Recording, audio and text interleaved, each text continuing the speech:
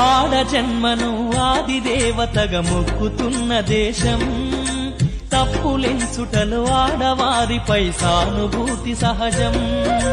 రెండు చేతులు ఒక్కటైతేనే మోగుతుంది శబ్దం, ఒక ప్రేమని మనసు మీద మరీ చూపదే ప్రభావం.